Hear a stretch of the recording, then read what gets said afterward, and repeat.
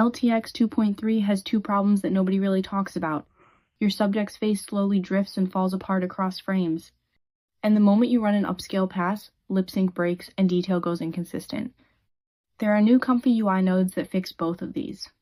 And in this video, I'm going to walk you through exactly how they work, show you the full workflow, and then show you a side-by-side comparison so you can see the actual difference.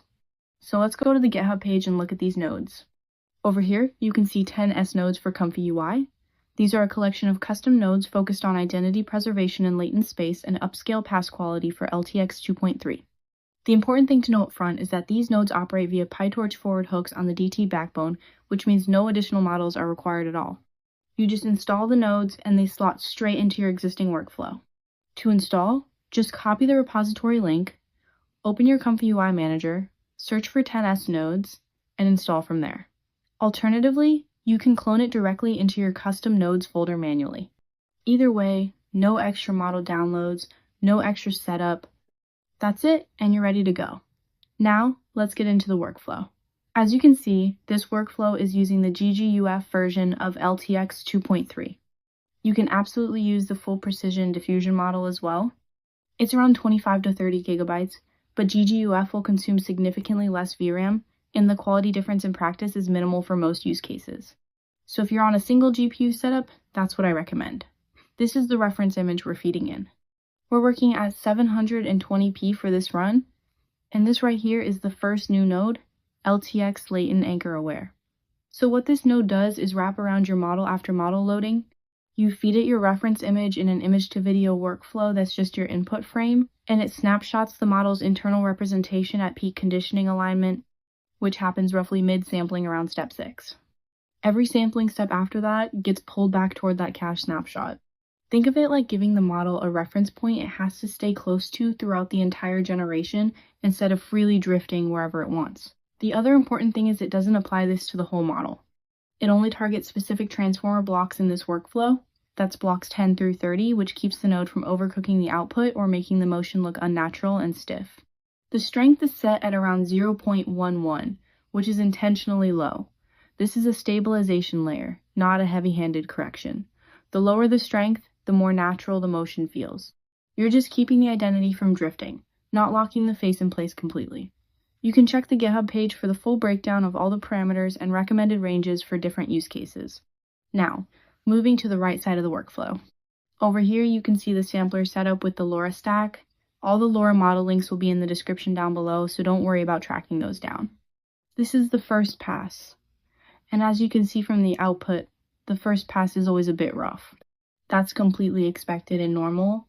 The first pass is just giving us the base motion and structure. The real quality comes from what happens next.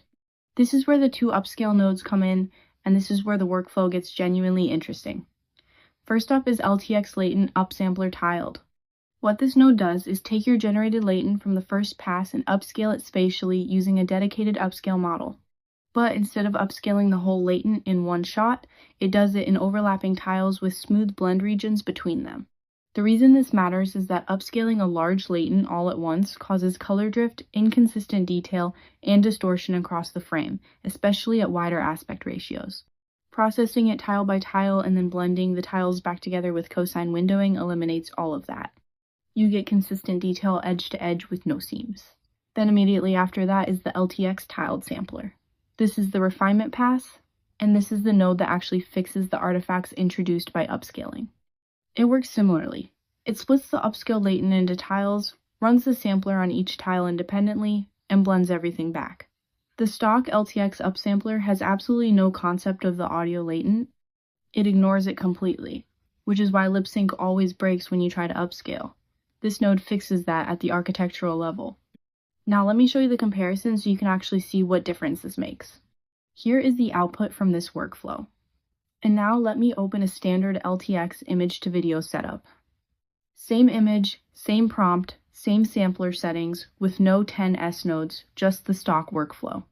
As you can see with a standard output, the face morphs noticeably across frames. The identity is drifting. The likeness to the input image weakens over time, and the overall quality of the upscale pass is visibly softer. That is the typical LTX face drift problem, and it gets worse the longer your generation is.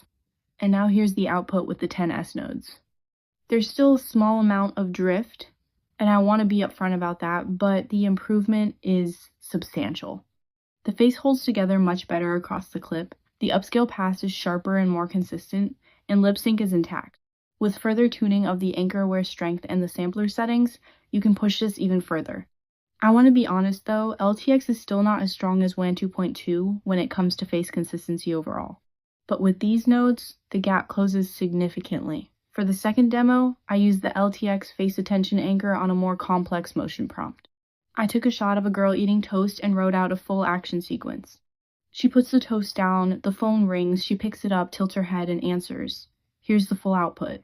Hello? Yes. Who's this? She puts the toast down, the phone rings, she picks up the call and answers, and the face holds around 90% consistent all the way through. That's a first try. No SageAttention, no extra optimization, running on an RTX 4090, total generation time was around 6 to 7 minutes. For a first attempt with a multi-action prompt, that's a really solid result. If you're using LTX 2.3 for any kind of talking head or character-driven generation, I would genuinely recommend adding these nodes to your workflow. The face consistency improvement is real. The upscale pass is noticeably cleaner, and lip sync actually survives the refinement stage now. There are also other nodes in the 10S pack beyond what I covered today. The full repo link is in the description. Go check it out. If you found this useful, please like, comment, and subscribe. It genuinely helps and lets me keep covering new models, nodes, and workflows as they drop. Peace.